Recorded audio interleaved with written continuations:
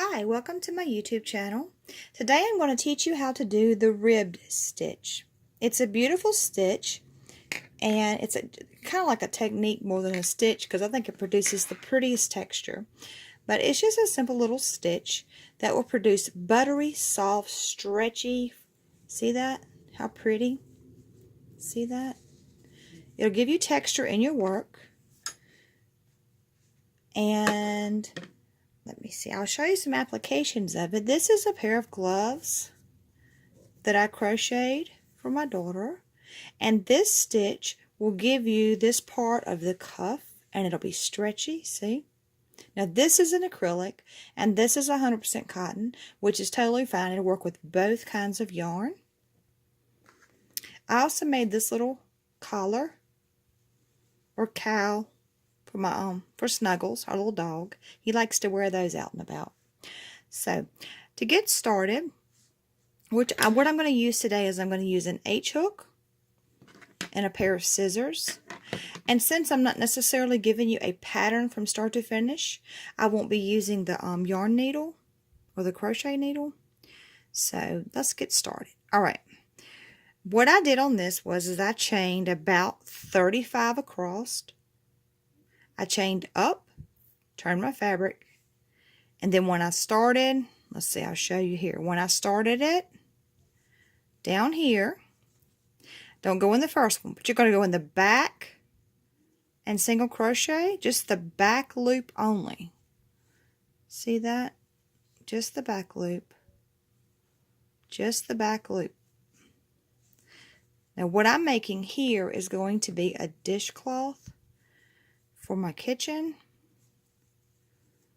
So what I did is, like I said, I did 35, and I will continue to single crochet in the same step with the rib stitch. I'll continue to crochet across, and then I just chain one when I get slip stitch through this. I'll show you the end of it. We're going to slip stitch through both at the end like a regular stitch. Then we're going to chain one to bring it up, give it some height, and then flip it or turn it and start again. Now, how do I know when to stop? I'm going to continue with this until this shape that I'm doing is the same length on all sides and produces a square. And that way, my dishcloth will be square. If you want to do a coaster, you could just do smaller and create a smaller square, and that will give you a coaster. And you just obviously just yarn your needle through, just snip it, take a yarning needle, and just finish off your ends. You do not have to have a pattern for everything you do with crochet. Some things are just simple, and it's not that hard to learn. Use your imagination, and when you get to the end, I'm going to go through both. Let's see. Let me grab them up. Well, where are you? Let's see, right there. See, I went through both. Let me see if I can get that in the camera better. See how it's through both? You can pull it through. See here, and then you're going to chain one. Chain one will bring us up to the next, okay? I'm going to flip it. Not going in the first. I'm going to go in the second. Just in the back only.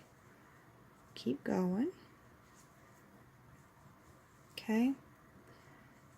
Keep going, keep going, just in the back only, and you will continue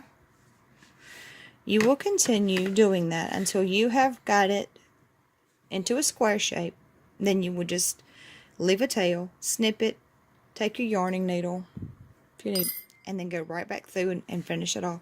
And then you can also, put it in a little bitty bag or whatever. Now, that's the easiest way to do the rib stitch. This is my blog at 123imaginationalive.com. All of the patterns that you see here are all free. This will be the top of the blog, but all of them are free. You can start with lesson 1 and you can go all the way as far as you want to go. I will include how to do the rib stitch technique on there so you can look at that too. You can also subscribe to the YouTube channel here. by clicking the subscribe button. We're going to be doing new techniques and fun stuff this year. Just some little things that I do that people are like, how did you do that? It doesn't necessarily have a pattern, but it does make your work really fun and gives it some fun techniques and some fun little textures, like with the little dog thing and the gloves and the... And you'll find this technique in a lot of different applications as well when you're getting free patterns offline or even purchasing patterns. So if you kind of can get all the other stitches down, but you can't quite get this one, you could use this video to show you how to do that. Again, thank you for stopping by. I hope you enjoy crocheting.